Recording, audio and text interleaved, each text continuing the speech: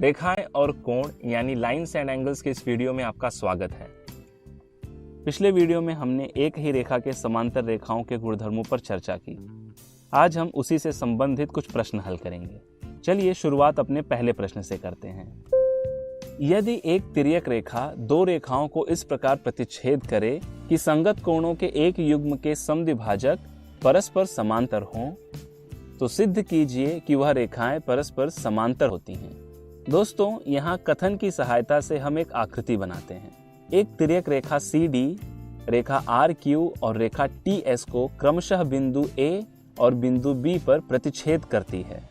किरण AM कोण RAB की समद्विभाजक है और किरण BN कोण TBD की समद्विभाजक है। कथन के अनुसार किरण AM और किरण BN समांतर हैं और हमें सिद्ध करना है कि रेखा RQ और रेखा TS समांतर हैं।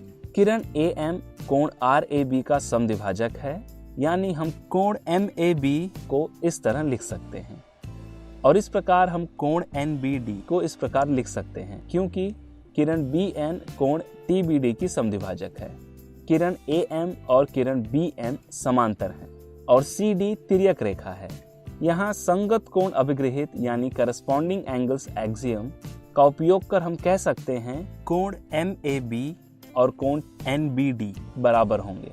यदि समीकरण 3 में हम समीकरण 1 और 2 का मान प्रतिस्थापित करें तो हम इन्हें इस प्रकार लिख सकते हैं। अब कोण RAB और कोण TBD बराबर है, परंतु ये तिर्यक रेखा CD द्वारा रेखा RQ और TS के साथ बनाए गए संगत कोण हैं और ये बराबर हैं। इसलिए संगत कोण अभिगृहित के विलोम का उपयोग कर हम कह सकते हैं कि रेखा RQ और रेखा TS समांतर हैं। चलिए आगे बढ़ते हैं अपने अगले प्रश्न की ओर। आकृति में रेखा AB रेखा CD के समांतर है और रेखा CD रेखा EF के समांतर है। कोण BPQ बराबर 110 अंश है, तो x और y का मान ज्ञात कीजिए और फिर दर्शाइए रेखा AB रेखा CD और रेखा EF परस्पर समांतर रेखाएं हैं। हमें दिया हुआ है कि रेखा AB रेखा CD के समांतर है, इसलिए संगत कोण अभिगृहित के अनुसार कोण BPQ और कोण DQR बराबर होंगे और कोण BPQ का मान 110 अंश है, इसलिए कोण DQR भी 110 अंश होगा, यानी x का मान 110 अंश मिला। रेखा CD रेखा EF के समांतर है। संगत कोण अभिगृहित यानी करस्पॉन्डिंग एंगल्स एक्सियम के अनुसार कोण DQR और कोण FRN बराबर होंगे और हमने देखा कोण DQR का मान 110 अंश है, इसलिए कोण FRN का मान भी 110 अंश होगा, यानी हम कह सकते हैं कि y बराबर है 110 अंश के। ध्यान दीजिए, कोण BPQ बराबर है कोण FRN के और यह संगत कोण है, इसलिए संगत कोण अभिगृहित के विलोम को ध्यान में रखकर हम रेखा AB और रेखा EF को भी समांतर कह सकते हैं। हमें दिया हुआ है कि रेखा AB रेखा CD के समांतर है, रेखा CD रेखा EF के समांतर है। वे रेखाएं जो एक ही रेखा के समांतर हों परस्पर समांतर होती हैं। यहाँ हम इस प्रमेय का उपयोग भी कर सकते हैं और कह सकते हैं कि यह रेखाएं परस्पर समांतर हैं। आगे बढ़ते हैं, एक और प्रश्न देखते हैं।